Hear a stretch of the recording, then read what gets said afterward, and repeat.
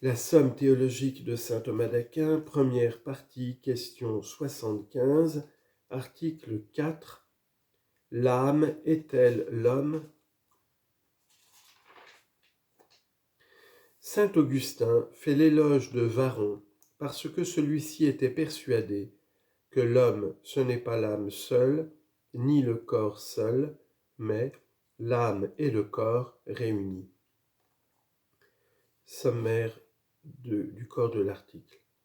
Résumé. Comme on ne saurait appeler l'homme que ce qui est capable de toutes les opérations de l'homme, l'âme ne pouvant sans le corps accomplir les opérations sensitives, il est manifeste que l'homme n'est pas l'âme seule, mais bien le composé de l'âme et du corps. Corps de l'article. Cette proposition, l'âme est l'homme, peut être prise dans deux sens. On peut comprendre d'abord par là que l'homme est une âme, non que tel homme soit l'âme, mais bien un composé d'âme et de corps, comme par exemple Socrate. Ce que je dis à cause de l'opinion qui prétend que la forme seule appartient à l'espèce, et que la matière revient à l'individu. Or cela ne peut être, car l'espèce comprend tout ce qui est renfermé dans la définition, et la définition dans les choses naturelles n'embrasse pas seulement la forme, elle comprend la forme et la matière.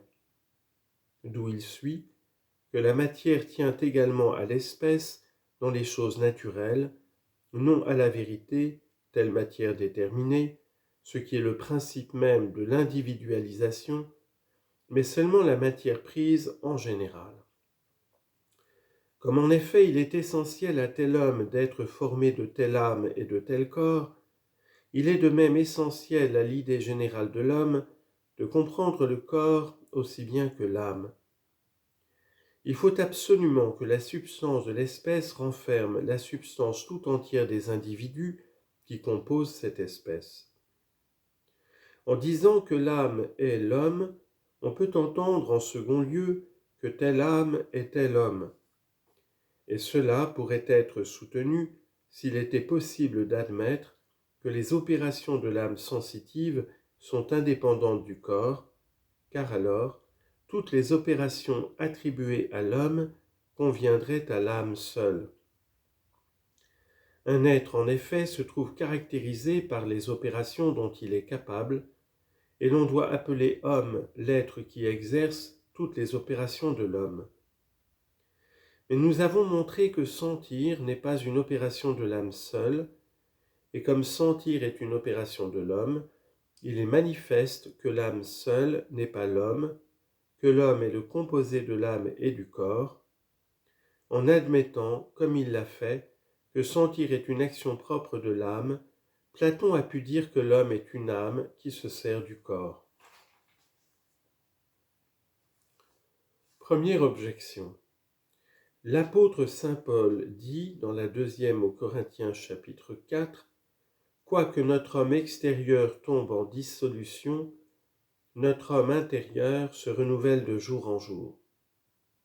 Or l'homme intérieur n'est autre que l'âme, donc l'âme est l'homme. » Réponse. D'après le philosophe, Éthique, livre 9, un être peut se désigner par ce qu'il y a de principal en lui. On dit par exemple qu'une cité fait ce que fait le chef de la cité. C'est ainsi que la partie principale de l'homme est parfois désignée par le nom d'homme. Tantôt c'est la partie spirituelle qu'on nomme à bon droit l'homme intérieur, tantôt c'est la partie sensitive dans son union avec le corps, la principale assurément, aux yeux de ceux qui sont plongés dans les choses matérielles, qu'on désigne par le nom d'homme extérieur. Deuxième objection. L'âme humaine est une certaine substance, non une substance universelle, mais une substance particulière et déterminée. Donc, elle est une hypostase ou personne. Mais évidemment une personne humaine. Donc l'âme est l'homme, car la personne humaine est l'homme. Réponse.